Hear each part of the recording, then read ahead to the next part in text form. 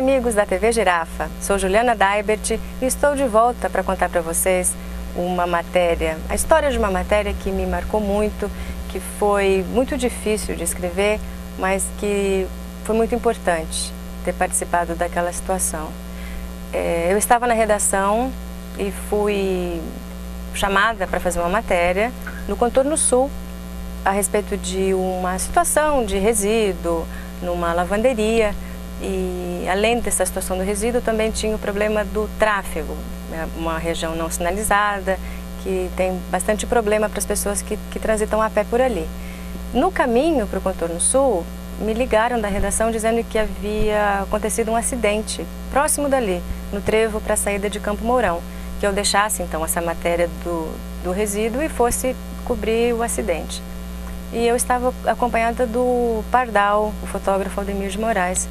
E nós chegamos no local do acidente, bem no balão, já tinha um tanto de gente ali, a polícia também já estava, e no muro da empresa Furgões Alvorada tinha um buraco, estava quebrado completamente.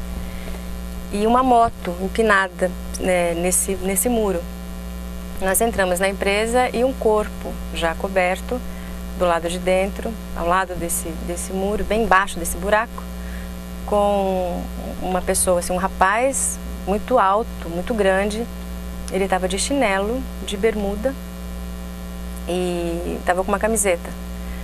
Aí eu peguei as informações com a polícia, conversei com uma pessoa que trabalhava na empresa, foi na hora do almoço esse acidente e tentei entender o que tinha acontecido, como que ele tinha empinado essa moto, onde ele poderia ter perdido o controle para bater e imaginar a velocidade que ele estava para poder quebrar o muro do jeito que foi quebrado.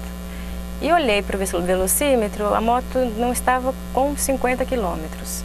Então a impressão que eu tive é que essa pessoa pegou essa moto, assim, tinha acabado de comprar, foi dar uma voltinha, perdeu o equilíbrio e sofreu acidente. Mas era muito impressionante a imagem de um muro quebrado, né? Pensar na força dessa pessoa, de como o impacto quebrar aquele muro. E ninguém sabia quem era, porque ele estava de chinelo e bermuda e sem documento, sem carteira, sem nada. E eu fiquei muito agoniada com aquilo, porque não existe essa de que alguém não é ninguém, né? O que alguém não é alguém, quer dizer, todos somos alguém. Então, quem é essa pessoa? Como é que a gente vai dar matéria falando de alguém que morreu de uma forma tão violenta, sem saber o nome, sem saber a idade, sem saber quem era essa pessoa? E eu voltei para a redação muito impressionada com a imagem do acidente e os editores já pensando na foto da capa do jornal. A foto ia abrir em 6 colunas, em mais de meia página, e aquela angústia aumentou porque eu não conseguia pensar numa imagem daquela na capa do jornal com alguém que não tinha nome. Aquilo eu estava muito inquieta com aquilo. E eu me lembrei do nome da loja, do chaveiro da moto. E liguei para essa loja descrevendo a moto, se a pessoa conseguia se lembrar num ato de desespero, né? Para ver se o vendedor conseguia se lembrar de quem poderia ter comprado essa moto. Não consegui nada, lógico. Aí liguei para o Detran, falei com o capitão Edeval, perguntando o que poderia ser feito para tentar identificar esse condutor. Eu sei que depois de várias ligações, eu consegui o telefone, 2 telefones de uma pessoa que poderia ser a proprietária dessa moto. E liguei com o coração na mão, o telefone não atendeu, um só estava ocupado e o outro não atendia. E aí, mais alguns contatos, eu consegui o telefone do escritório de contabilidade dessa pessoa. E confirmei que a moto realmente era dessa senhora. E peguei o telefone dela. Aí eu contei até 1000 para ter coragem para ligar para ela. Liguei, ela atendeu e disse que estava em Pitanga. Eu liguei no celular, ela falou que não estava em Maringá. E aí eu, com muita cautela, muito sem graça, eu perguntei se ela era proprietária daquela moto, que eu me lembro que era vermelha, mas não me lembro nem a marca dela. Ela disse que sim. Aí eu perguntei se ela sabia que tinha acontecido um acidente. E ela já gritou que não. Aí eu arrumei forças não sei onde e falei que tinha havido uma morte. Aí ela começou a chorar, desesperada, e desligou o telefone. Aí eu fiquei mais desesperada ainda, porque fiquei até pensando que ela podia imaginar que era um trote e passar mal, e liguei de novo. E aí um senhor atendeu e avisou que eles já estavam voltando para Maringá. Pouco tempo depois dessa ligação, a contadora dessa senhora me ligou, perguntando se eu tinha conseguido falar com ela. Aí eu respondi que sim, e ela comentou, pois é, a pessoa que morreu era o filho dela, e não era o marido. Era um rapaz, um garoto de 16 anos, que não aparentava jamais ter essa idade. E eu acho que, no fundo, se eu soubesse, se eu desconfiasse que era o filho, eu não teria ligado.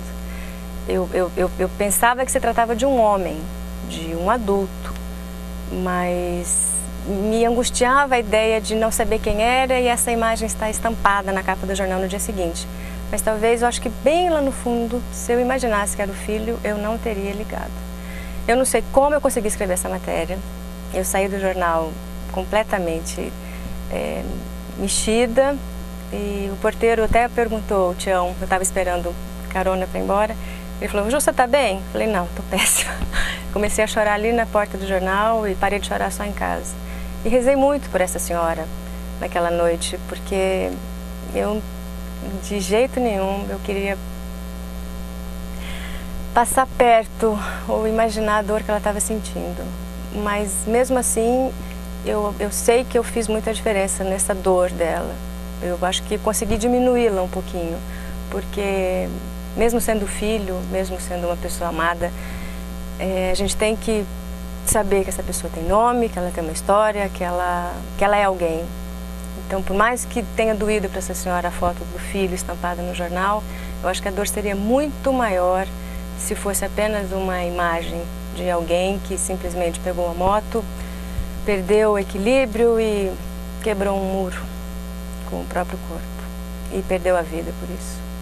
Então, acho que não tive coragem de falar com ela. O editor até no dia seguinte queria que a gente cobrisse o velório desse rapaz, e uma ideia que foi absolutamente ignorada por todo mundo.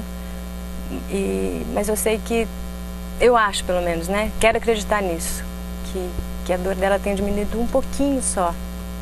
Espero que isso tenha acontecido.